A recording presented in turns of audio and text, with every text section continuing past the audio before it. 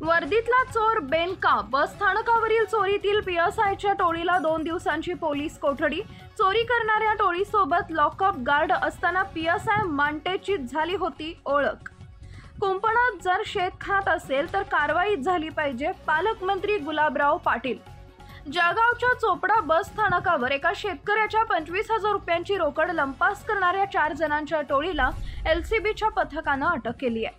या चोरट्यांमध्ये चक्क एक पोलीस अधिकारी सहभागी असल्याची धक्कादायक माहिती समोर आली आहे. अटक करण्यात आलेल्यांपैकी प्रल्हाद पिरोजी मांटे हा जालना जिल्ह्यातील सदर बाजार पोलीस ठाण्यात सहाय्यक पोलीस उपनिरीक्षक ग्रेड पीएसआय म्हणून कार्यरत असल्याचं निष्पन्न झालंय.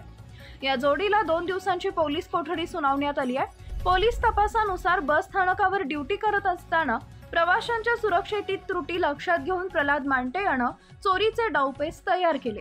त्यानंतर काही चोरांना हाताशी धरून राज्यातील विविध बस स्थानकांवर गेल्या काही वर्षापासून हा चोरी करत असल्याचा संशय पोलिसांना आहे.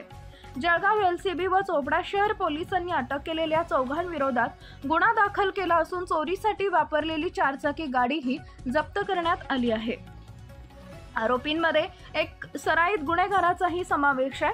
प्रल्हाद मांटे आणि त्याच्या टोळीनं किती ठिकाणी चोऱ्या केल्या आहेत याचा तपास पोलिसांसाठीही मोठं आव्हान ठरत आहे. दरम्यान सर्व आरोपींना 2 दिवसांची पोलीस कोठडी सुनावण्यात आली आहे आणि पुढील तपास चोपडा शहर पोलीस करत आहेत. एका वर्दीतील व्यक्तीचा अशा गुन्ह्यात सहभाग उघडकीस आल्यानं जिल्हाभरात खळबळ उडाली आहे. तर दुसरीकडे कुंपणात जर शेत खात असेल तर कठोर कारवाई झाली पाहिजे अशी प्रतिक्रिया पालकमंत्री गुलाबराव पाटील यांनी दिली आहे. चोपडा चोरी प्रकरणाचे पोलीस कर्मचारी आरोपी म्हणून झाले आणि किती दिवसाची पोलीस कोठडी आणि काय नाव आहे? जळगाव एलसीबीनं एक गोपनीय माहिती प्राप्त झाल्या होत्या.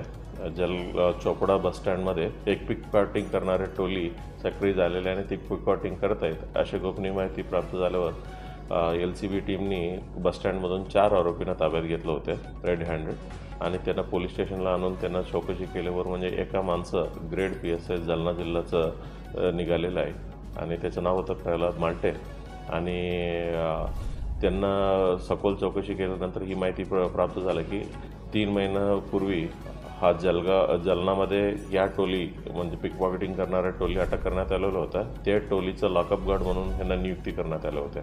तेव्हा ह्यांचा संपर्क झाला आणि तेव्हापासून 4-5 ठिकाणी म्हणजे ह्याच्यासोबतच हा पण चोरीमध्ये सक्रिय झालेला आहे असं माहिती प्राप्त झालेलं आहे आणि त्यांना कालच्या दिवशी कोर्टामध्ये प्रोड्यूस केलेलं आहे आणि 2 दिवस पोलीस कस्टडी भेटलेलं आहे. अजून इतर ठिकाणी कुठं त्यांनी चोरी केलेली आहे या विषयावर आपला तपास चालू आहे.